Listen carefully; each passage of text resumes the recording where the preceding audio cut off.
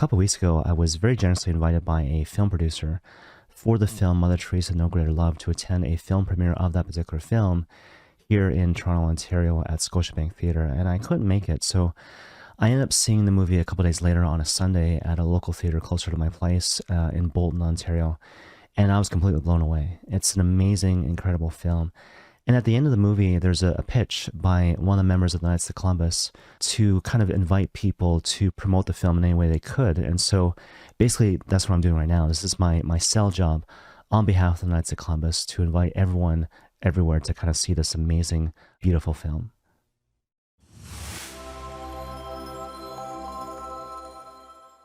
So certainly whenever you see any sort of a film or documentary about Mother Teresa of Calcutta, there are certain expectations that one kind of brings to bear, right? So perhaps you might expect to see scenes of Mother Teresa ministering to the poorest of the poor, and so you certainly see that. Perhaps you might also expect to see certain footage of people giving testimony to Mother Teresa and her spirituality, whether we're talking about people who knew her directly or people who could openly reflect upon her sense of spirituality from a distance, and certainly you see that as well. Also, as sort of a correlated note, you would expect to see open reflections about Mother Teresa's sense of spirituality, which is, no small thing, right? So people talking about how the whole point of her ministry was to satiate the thirst of Jesus Christ, right? Mindful of this image of Christ on the cross, I thirst. Or mindful, for example, of the parable of the sheep and the goats. Whatever you do to the least of my brothers and sisters, you also do it unto me, right? So again, satiating the thirst of the crucified Christ by serving the poorest of the poor. And certainly you see all those different elements in the context of this particular documentary and film. At the same time, I gotta tell you, like personally speaking, something that was kind of surprising actually was this correlated theme, right? So it's not stated directly, but it's implied, and it's touched upon multiple ways throughout the course of the film. And this theme is the notion of integrity, where I'm fully committed to going one particular way, right? I'm fully committed to God, to loving God and loving his people, basically, right? And so, again, throughout the course of the film, that's what you see in the life and witness of Mother Teresa of Calcutta. And this comes through in multiple different ways throughout the course of the film, right? And so, for example, apparently early on, Mother Teresa made a vow to the Lord to never refuse him anything, right? And so even later on, when she was fully immersed in the work of the Missionaries of Charity, she was constantly being asked by the Lord Jesus Christ in the context of prayer, will you refuse me this? Will you refuse me that? And obviously implied in the film was that she never refused him anything because, again, she was a woman of integrity. Who am I? I'm all about loving God and loving his people. I'm fully committed to giving God everything and holding back nothing.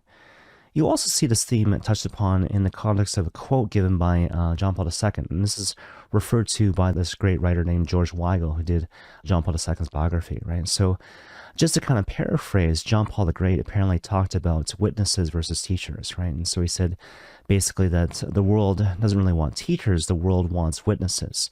And the only reason why the world would listen to a teacher is because the teacher also happens to be a witness. And is there any greater witness than Mother Teresa? But this particular theme of integrity really comes through in a couple of stories which are told in the context of the film, right? So I just want to talk about a few of these things. So first of all, the story about the work of the Missionaries of Charity in the context of the Bronx in the United States, right? And so I have to admit I had trouble tracking the details of this particular story, but hopefully I get the gist of it.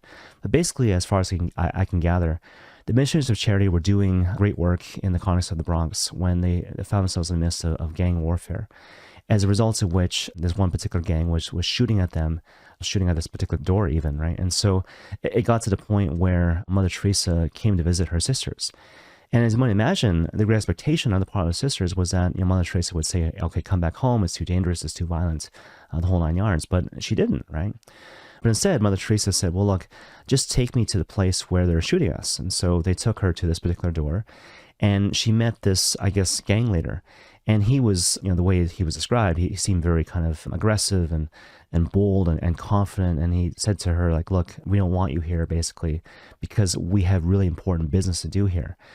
In response to which, this little Albanian nun didn't back down, but instead she was like, I too have business here. Let's make a deal. And the way the story goes was that this guy, he was so struck by the sheer witness of Mother Teresa of Calcutta that he didn't simply back down from, ongoing threats to her and her sisters, but also ensured their protection as long as they were kind of coexisting, right? So a really amazing story, but again, a great testimony to the power of witness and integrity, right? So again, what really struck this guy was that here was this woman who was firmly convicted about her right to be here to minister to the poorest of the poor. Another story which really kind of caught my attention was this prison visit by Mother Teresa to this prison, I guess, in the States. And so the way this guy tells the story, he was an inmate at this particular prison when all of a sudden the priest chaplain told him, like, hey, good news, Mother Teresa is visiting the prison. And this guy, he was like, great, who's Mother Teresa? And the way he tells the story is that, he was a Catholic growing up, but at the same time, he was taught kind of fire and brimstone by his mother, right? And so, do good things and avoid the evil simply because otherwise you'll go to hell, that type of thing, right? And so he didn't know an alternative way to look at Catholicism, and so therefore he didn't really know Christ. And then all of a sudden, again, here's Mother Teresa. She comes to this prison, and she speaks about the dignity of the human person, saying to them things like, look, you're more than just the number that they assign to you. You're more than the sum of your crimes even, right? You are children of your Father in heaven. Now, what's interesting, and this is the thing that kind of struck me, was that this wasn't anything particularly striking or new. Like, even if you've been Catholic for a while, perhaps you've heard these concepts about being a child of God, and again, the dignity of the human person. But what came through in the telling of this particular story was, again, the sheer strength of Mother Teresa's witness, right? Here was this person who was, again, living a life of perfect integrity, and so therefore her words carried a certain weight where other people, even if they said the same words, wouldn't have quite the same effect. And so this guy was so moved that he basically ran to his priest chaplain and just said, like, look, I want to know about her God. I want to know about the Christian God that she has given her life to, because her sense of witness is just so compelling.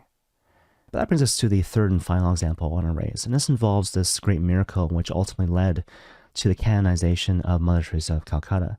And so, for my money, this is the best part of the movie. And so I remember seeing this film and seeing this scene in the context of this theater in Bolton, and everyone in my row was completely crying, including myself. And it was just an incredible film, just the way they portrayed it dramatically with the music and the rising action, intercut with the dialogue of these key witnesses to this miracle. But again, what came across was a sense of integrity. Not only on the part of Mother Teresa, but also on the part of the people praying to her, right? So just kind of imagine a situation, right? So here's a situation where here's this guy who's suffering from seemingly an incurable illness, and there's his wife, right? And they're praying to God, right? So their faith and the framework of their prayers reveal this deep sense of integrity. Like, we believe firmly that we are helpless totally in a situation. But also we have great faith in the Lord our God, who can and who will. We believe that he is our Father in heaven. And what's more, we believe that Mother Teresa is a saint. We believe that Jesus will listen to Mother Teresa, and so we lean into that faith. We lean into our prayers, and you see that. They pray with such faith, such humility, such integrity. And, perhaps no coincidence, their prayers are answered. And that leads to the miracle, and then ultimately leads to the canonization of Saint Mother Teresa of Calcutta. So one final note, and I'll kind of end with this.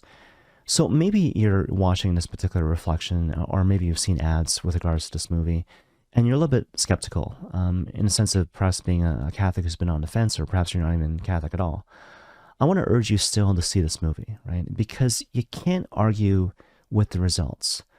5,000 missionaries of charity throughout the course of the world in over 130 countries, right? But also, it's one thing for you to hear me say these things right now, but, watch Mother Teresa on film, watch what people say about her, and just kind of see if you're not completely inspired to do likewise, basically, to live a life of integrity, to give God everything, to hold back nothing, which is basically an invitation to live with holiness, right? Because what is holiness? Father John Ricardo talks about this, right? So he says, a lot of times people will look at holiness and they'll kind of reduce it to a collection of virtues or various habits of self-control. But holiness ultimately is about belonging. I belong entirely to Christ. I give him everything. I hold back nothing. I live with integrity.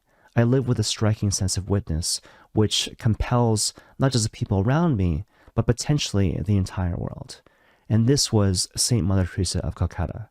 And so, with that, I hope you're convinced to at least consider seeing this amazing, beautiful film. And may God bless you all.